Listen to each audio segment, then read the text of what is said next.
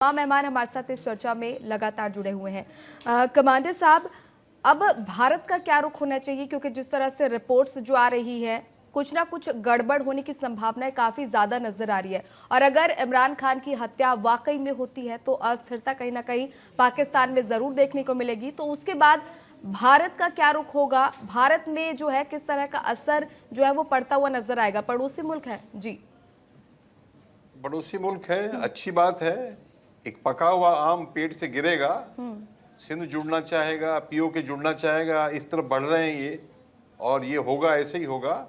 पर सवाल ये है कि देखिए, जो चीन और अमेरिका पाकिस्तान को चूस रहा है वो भी इसमें दखल नहीं देंगे। तो टूटता अगर है चीज, पाकिस्तान टूटती है, उन दोनों के लिए अच्छा ही है ये। तो भारत के लिए तो ये, भारत के लिए भी बहुत अच्छा है। जो चीज होनी थी होके रहेगी।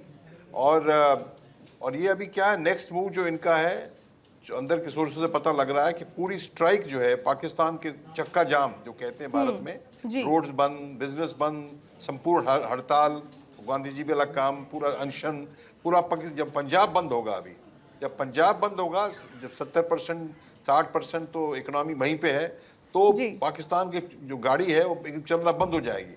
तब हुक्मरान जागेंगे, पर तब तक लेट हो चुका होगा।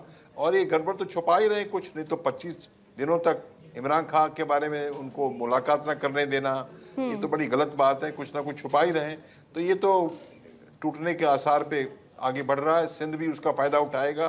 केपीके और बलूचिस्तान तो पहले ही दुखी हैं पाकिस्तान से, हुक्मरान से, और पीओके भी।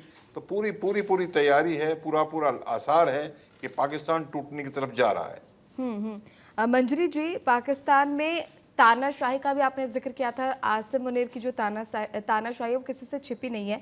डेमोक्रेसी की बात करें, खत्म होती नजर आ रही है। अगर वाकई ऐसा होता है तो भारत का क्या स्टैंड होगा? और इसके साथ ही पाकिस्तान बार बार कह रहा है इमरान खान की जिस तरह रिपोर्ट जो आ रही है उनकी हत्या को लेकर, उसको लेकर भारत की भूमिका को लेकर बार बार वो बातचीत कर रहा है, कैसे देखते हैं इसे?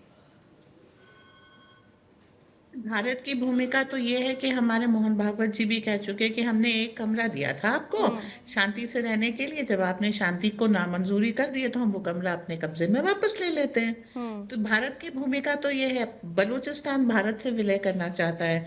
अब कोई ऐसा नहीं कि टूट करके पिछली बार 2 टुकड़े हुए थे और बांग्लादेश बनेगा और पाकिस्तान पाकिस्तान रहेगा, ऐसा तो होने वाला नहीं। अब तो हम अपने वो चीजें वापस लेंगे भी।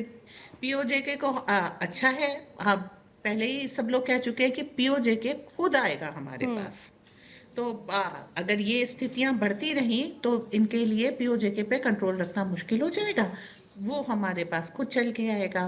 बलूचिस्तान में डंडे से लेकर और निहत्थे लोग भी जो है पाकिस्तानी सैनिकों को दौड़ा ले रहे हैं, तो वो हिस्सा भी हमारे पास आने के लिए तैयार है। सिंध देश भी हमारे पास आने के लिए तैयार है। तो हम वहाँ पर कोशिश करेंगे कि जितने लोगों की, सामान्य जनता की मदद करते हुए और अपने बाउंड्रीज को बढ़ा लें। और इसके हिंट्स जो है अब हमारे राजनाथ सिंह जी भी दे रहे हैं। इसके कारण हम थोड़े आश्वस्त हैं कि जो हमारा एक से तरीके से कहिए 47 से जो हमारा सपना था जिसके, वो अब पूरा होगा। बिल्कुल बिल्कुल। कमांडर जी, शहबाज शरीफ की राजनीतिक स्थिरता पूरी तरह से आसिम मुनीर पर टिकी हुई है, ये किसी से छिपा नहीं है। और इमरान खान की बहन ने भी ये बात बिल्कुल एक बार फिर से खुले अंदाज में कह दी है। और मौजूदा हालात जो है पाकिस्तान में इस बात को पूरी तरह से साबित करते हुए भी नजर आ रहे हैं। बिल्कुल ठीक कह रही हैं आप। ये तो क्लियर कट है, दुनिया जग जाहिर है। ट्रंप ने भी बुलाया, मुनीर को बुलाया, और शहबाज शरीफ को नहीं बुलाया, तो जग जाहिर है पाकिस्तान का हुक्मरान, असल हुक्मरान कौन है, असल पावर किसके पास है, पैसा भी और पावर भी। और ये मैं आपको और बात बता दूं जी, पाकिस्तान की मिलिट्री जो है, एक मिलिट्री फाउंडेशन के तहत बहुत सारी कंपनियां रन करती हैं। चॉकलेट और ब्रेकफास्ट फूड्स और कॉर्नफ्लेक्स, कपड़ा, क्या क्या बनाती हैं। तो ये तो इतना पैसे में लिप्त हैं, तो ये तो मतलब प्रोफेशनल आर्मी रही नहीं है। तो हालांकि ये कब तक खड़े रहेंगे, बड़ा मुश्किल काम है। पर अगर ये बात होती है और ये हमारे पास इनके प्राण टूट के आते हैं, जो टूट रहे हैं, टूटने वाले हैं। जब बांग्लादेश बना तो हमने तो कैप्चर नहीं किया, पर उस टाइम हमने क्या गलती, ये है कि हमारी जो गलती वो अभी नहीं रखनी चाहिए। जो हमारे की जो हमारे स्ट्रेटेजिक पॉइंट हमारे हैं, जैसे आप देखिए कि कराची है, जैसे आप देखिए सर क्रीक है, जैसे आप देखिए कि वो इचोगिल कनाल का एरिया है जहाँ लाहौर क्लोज बाई है, वो हम कब्जे में लें। पूरा लेना ठीक नहीं, क्यों मालूम? खुराफात की जो गढ़ है पूरी पाकिस्तान में, अड्डे खुराफात के, उनको हम क्यों संभालें? हम क्यों कचरा उठाएं भी अपने पास, क्यों रख लें उसको? खतरा हो जाएगा। बांग्लादेश में ये किया जाता तो ये चिकन नेक वाली बात, सिलीगुड़ी चिकन नेक की बात ना होती। बांग्लादेश में किया जाता, रंगपुर को हम खत्म करते तो नेक बढ़ जाती। चिटागोंग पे हम कब्जा करते, त्रिपुरा से हमको सी एक्सेस मिलता। वो जो हमने गलतियां की, अगर ऐसा होता है तो हमको उनका पूरा कैप्चर, कुछ स्ट्रेटेजिक पॉइंट लेने हैं, पूरा पीओजे के जो भी लेना है हमने सोच समझ के फायदे वाला लेना, उनको मिलाना नहीं अपने में। बिल्कुल बिल्कुल। मंजरी जी, एक आखिरी सवाल, जिस तरह आपने कहा कि पाकिस्तान के टुकड़े अगर इस दौरान होते हैं, पीओजे के भारत में मिलता है इस दौरान, इसके साथ ही पाकिस्तान के टुकड़े के साथ कहीं ना कहीं आतंकवाद जो है उसको भी खत्म करने में एक बड़ी सफलता भारत को बल्कि पूरी दुनिया को मिलती हुई नजर आएगी।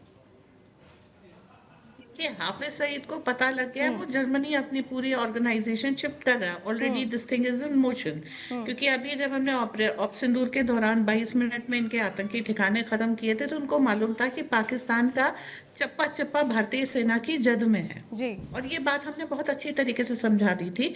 आप किसी भी तरह का, और अभी भी हमारे आर्मी कमांडर ने कह दिया ना कि अभी अगर हम तुम्हारी तरफ आएंगे तो हम वो वॉर दिखाएंगे जो तुमने एक्सपेक्ट नहीं की होगी।